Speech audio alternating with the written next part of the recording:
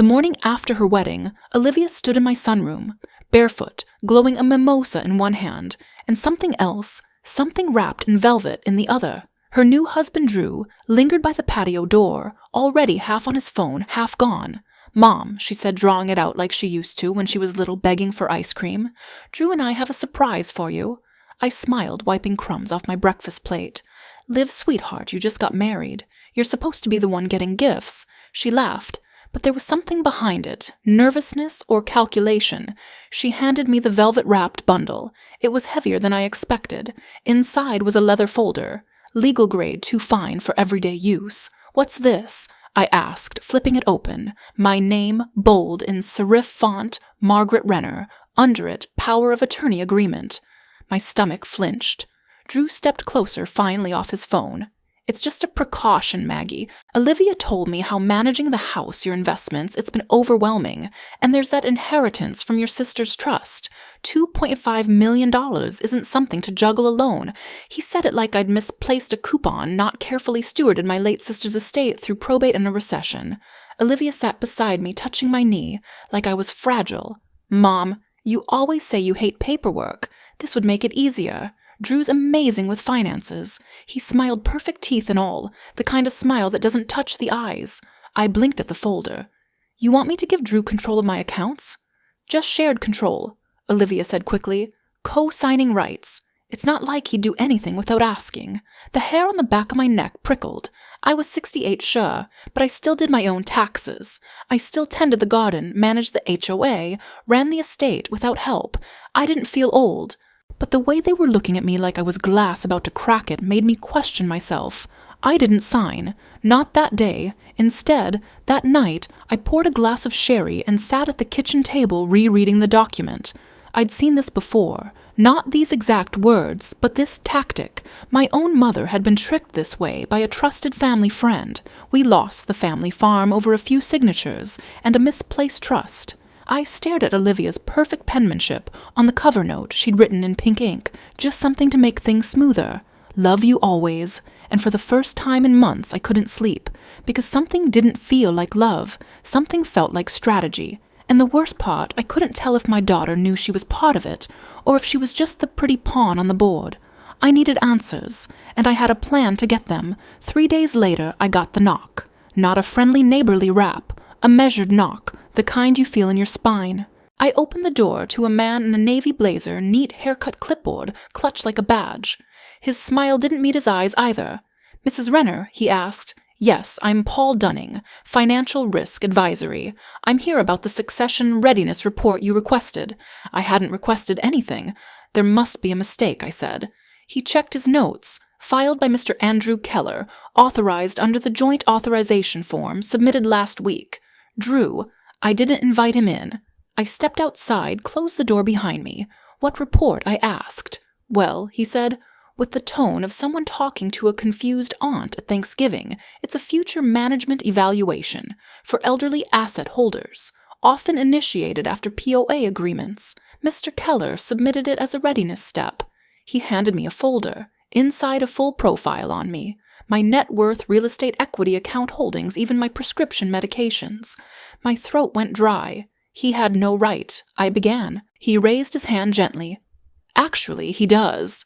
Once a POA is in motion." "But it isn't," I snapped. "I haven't signed anything." His eyebrows lifted, surprised. "Oh, that changes things." He flipped through his clipboard. "The paperwork was uploaded 2 days ago. Electronic signature, verified IP address." I stared at him, heart stammering. "You're saying someone signed as me?" He hesitated, then offered. "It happens. Children rushing things. They mean well." No, they don't." I went cold. I had not signed a thing, but someone who had access to my devices my files had, and there were only 2 people who had touched my laptop in the last week. My daughter and her new husband. He handed me a business card. "If you need to dispute anything, call the compliance number at the bottom." Then he walked off like he'd just told me the weather. Back inside, I sat at the kitchen table and looked around. Everything looked the same. The quilted placemats, the watercolor of the lake Olivia painted in 8th grade, but suddenly it all felt unfamiliar. Like someone had already started moving the furniture without asking. My pulse thundered. I couldn't catch my breath. This wasn't a mistake. This was a plan. I looked at the frame photo of my late sister Ruth, the one who left me the $2.5 million when the cancer took her fast and cruel. She'd been a fighter. She'd trusted me to guard that money, to use it wisely. And now someone was trying to take it out from under me, quietly, professionally, with a clipboard. I picked up the phone, dialed the one person who'd know what to do. Hank, I said when he answered. My old accountant. My late husband's best friend, a man who'd seen too many families torn apart by quiet theft. I think I'm being stolen from, I whispered. And then I began to cry. Hank came over the next morning, black coffee in one hand, briefcase in the other.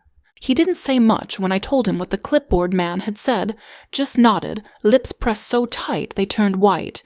You did the right thing calling me, he said. But Maggie, this isn't amateur hour. This was planned. He cracked open his laptop, pulled up my accounts, and within minutes he found it. There, he said, spinning the screen toward me. Joint access request. Signed 2 days ago. From an IP address registered to your guest Wi-Fi. The one Olivia used when she stayed here after the wedding. The file showed a digital signature. Mine. Forgery. I asked. Maybe. Or maybe someone took your tablet when you weren't looking and used your autofill. Tech makes theft easier than ever. I stared at the screen. The little green checkmark beside my name looked so official, so final. This gives him partial rights over your trust, Hank said. He can't liquidate it, not yet, but he can freeze it, move it, redirect future dividends. I clenched my jaw. So he's already got his hand on the faucet. Hank nodded, and he's counting on you being too confused or too proud to make a fuss. I stood and paced the room. I want it reversed. All of it. We'll start the dispute process, Hank said. But if you want to win this quietly, we need proof of intent, pattern, fraud. What if I talk to Olivia? I asked, though. Even as I said it, I knew. He gave me a long look. You think she didn't know I didn't answer? That afternoon, I invited Olivia to lunch. Just the two of us. I made her favorite roasted chicken with lemon thyme and wild rice. She showed up in a white linen dress, glowing as always, cheeks flushed, smiling. You're spoiling me, she said as she sat. I watched her pour the wine, her hand steady, her eyes bright. I waited until after dessert. Liv, I said gently, did you sign anything on my behalf recently? She blinked. Like what? Power of attorney, joint account forms, that sort of thing. She laughed nervously. No, I mean, maybe Drew handled something for you. He said you wanted help. I didn't. She froze wine glass halfway to her lips. I leaned in. Olivia, someone signed a document that gives Drew access to the trust. It wasn't me. Silence. Then she set the glass down slow and deliberate. Mom, she said carefully, you've been under stress. Losing Aunt Ruth. The estate, all this sudden wealth, it's overwhelming. My blood burned. I am not overwhelmed, I snapped. She flinched. That's not what I meant. You think I can't handle my own finances? No, she said quickly. But Drew, he's done this before. He helps families restructure. He's the one who caught the inconsistencies in Aunt Ruth's old investments. He's looking out for us. Us. Not me. Not you. Us. My daughter had shifted her loyalty, and I was now on the outside looking in. I rose from the table, heart pounding. You're letting him take over, and you don't even see it. She stood, too, eyes hardening. And you're being paranoid. I opened the kitchen drawer, pulled out the original POA form, the one she'd left behind unsigned. I held it up. I never signed this. She didn't look at the paper. She looked at me, and I saw something there I hadn't seen before. Fear, not of me, but of what she'd done. Liv, I whispered, voice trembling. Did he ask you to sign for me? Her silence was louder than any answer. I felt the last thread snap. My daughter hadn't just handed him the keys. She forged the door open. The next morning I walked into the county recorder's office wearing my late husband's navy pension coat. The clerk, a young woman who smelled like oranges and impatience, looked up. How can I help you? I slid the forged POA document across the counter. I need to file a formal dispute. Fraudulent signature. I never authorized this. She blinked, taking in the paperwork. You'll need a notarized affidavit and 2 forms of ID. Already brought them. I slid them forward like cards in a rigged poker game, because I was done waiting for Drew or Olivia to blink first. Back home, I called Hank. Get me the names of every holding company tied to Ruth's estate. I want eyes on everything. He didn't ask why. He just said copy that. Then I did something I never thought I'd do. I invited Drew to dinner, alone. He showed up smug in a navy sweater and cologne that cost more than my stove. You look sharp, I said, trying to keep my voice smooth. He smiled like a man who thought he'd already won. Thanks for the invite, Maggie. I know things got tense. Tense, I repeated. That's one word. We sat. I served salmon wild rice roasted fennel. He complimented everything, and I wanted to scream. Halfway through the meal, I slid an envelope across the table. What's this? He asked. A proposal, I said. He opened it. Inside a fake trust summary. Hank's idea. It showed Ruth's estate as nearly depleted payouts already distributed to charities, the remaining balance reduced to under $80,000. Drew's smile faltered. I watched him read it twice. Then he looked up, tone suddenly measured. That's surprising. I had a change of heart, I lied. Figured I'd give most of it away before the tax year ends. What's the point in hoarding it? He forced a chuckle. Sure. That's noble. He left shortly after, claiming a call from a client in Zurich. But I saw the panic in his eyes. I knew what was coming next. He'd dig. He'd poke at the numbers, try to find the money trail, hunt for gaps. So I built them. With Hank's help, we created a full breadcrumb trail, dummy charities, expired grant foundations, even a fake wire transfer to a scholarship fund in Maine. We left just enough sloppy paperwork to look like I'd rushed through it senile and overly generous. 2 days later, Olivia called. Mom, she said carefully, Drew says the trust is nearly empty. Correct, I said. Why didn't you tell me? I took a long breath, because I knew you'd both want to stop me. Silence. Then Drew's upset. I imagine he is. Another pause. Then she hung up. I stared at the dial tone, rage and sadness curling tight in my chest. She didn't ask how I was. She didn't ask why I gave it all away. She only asked about the money. That night, I double-locked my doors and sat with the security monitor Hank had installed last year. I watched my quiet yard on grainy black and white, and I waited, because I knew Drew wasn't done, and I wasn't scared anymore. Let them come. Let them try. I was tired of being underestimated. It was 2:17 a.m. when the motion sensor pinged. I jolted awake, footsteps on gravel. The security cam caught a shape, tall, hooded, slinking past the hedge, toward my back office window, the one with the filing cabinet. I didn't call the police. Not yet. I hit record on the app, watched as the figure used a thin tool to jiggle the lock, quick, practiced. Seconds later, the window lifted. They slid in, inside my own home. It wasn't fear, I felt. Not exactly. It was grief, cold, sharp in the center of my chest, because I knew who it was before I even saw the face. When the camera angle shifted, capturing him crouched over my drawer, rifling through manila folders, laptop bag over his shoulder, I saw him clearly. Drew. I watched him find the file, the one I'd planted, the corrected financial report showing a hidden secondary account, small but still active, allegedly in my name. He pulled out his phone, snapped photos fast and methodical. He didn't hesitate. Not once. I let him leave. Let him disappear back into the shadows like he hadn't just invaded the last sacred space I had. By morning, Hank had the footage extracted, encrypted, duplicated. We had him, dead to rights. That afternoon, Olivia showed up. No warning, just walked in like she used to when she still lived here, still borrowed my sweaters, still trusted me with her secrets. Mom, she said, eyes red. Did you lie to us? I turned from the stove, slowly.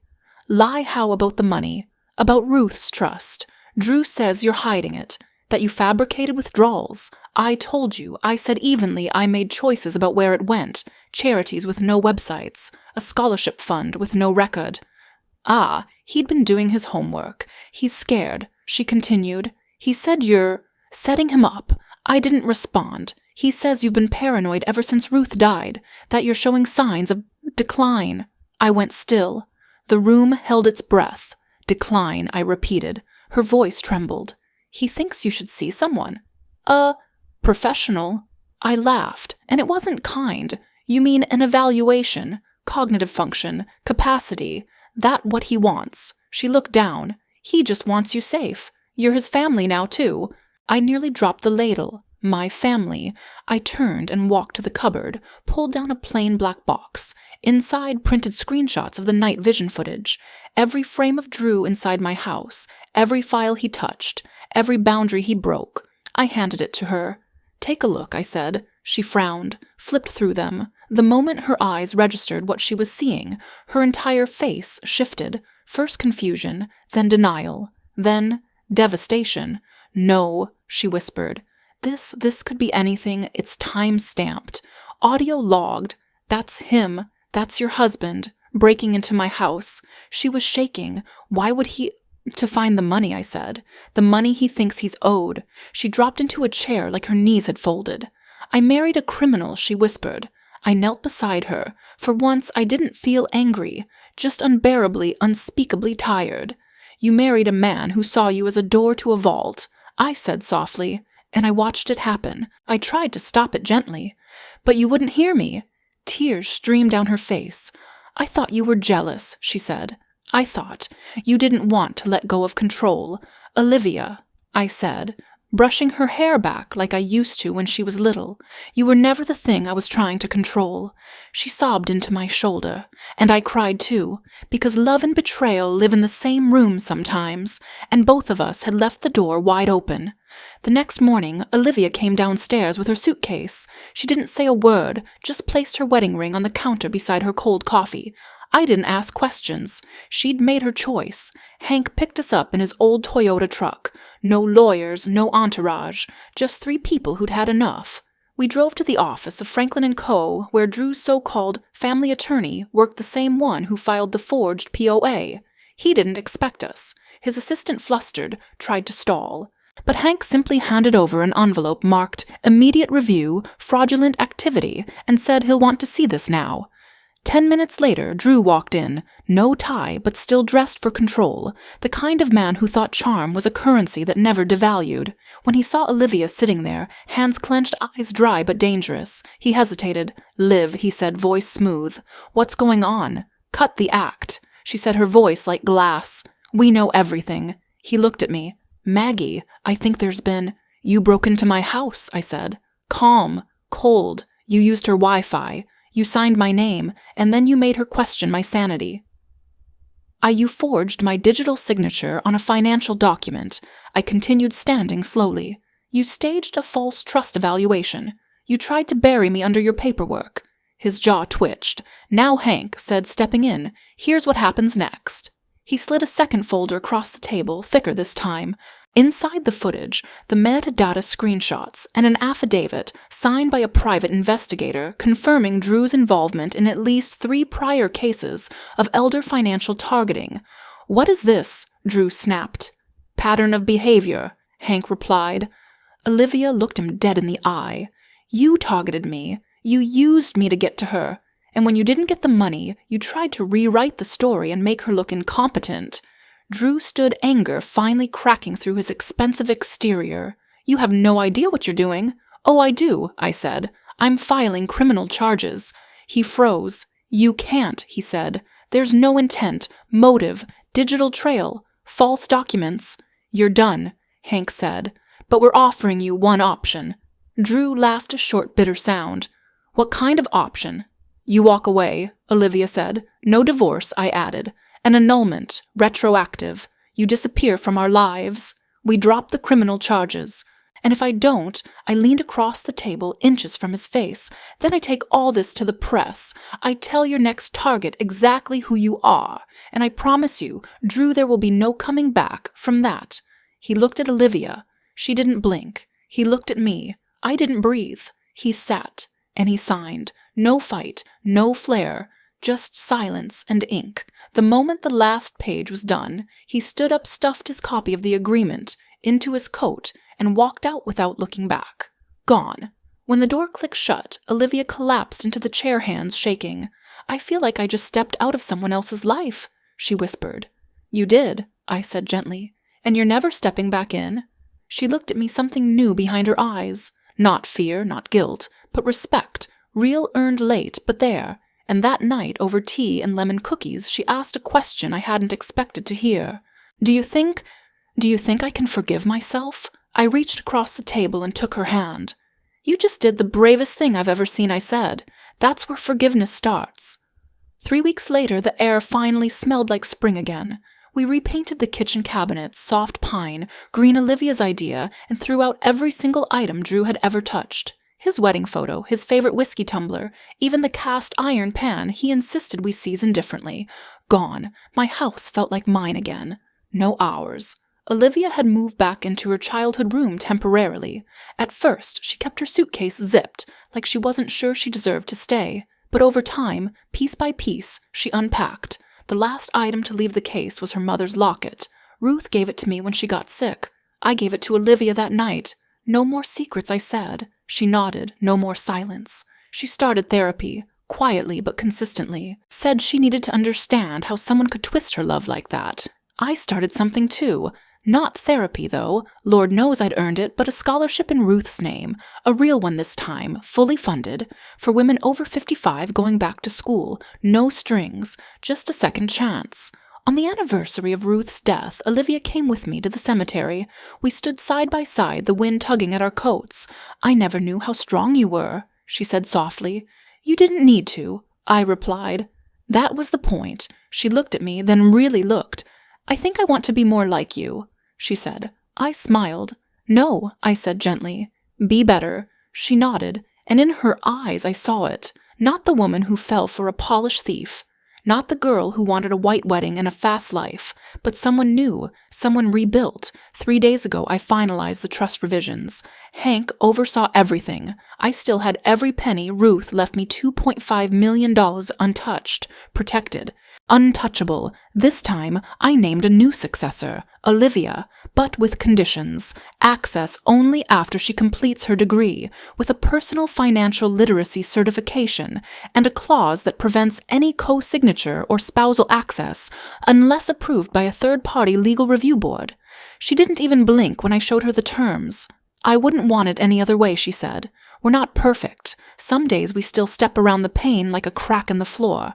But most days I wake up and remember I didn't lose her. She almost lost herself. But she came back. And now I know she'll never let anyone erase me again. What would you have done if you were her? Leave a comment. Your story could be the one that helps someone else wake up. If you felt seen, or if this reminded you of someone you love, share this video. And don't forget to subscribe to Everglimpse for more true story thrillers like this, where the quiet ones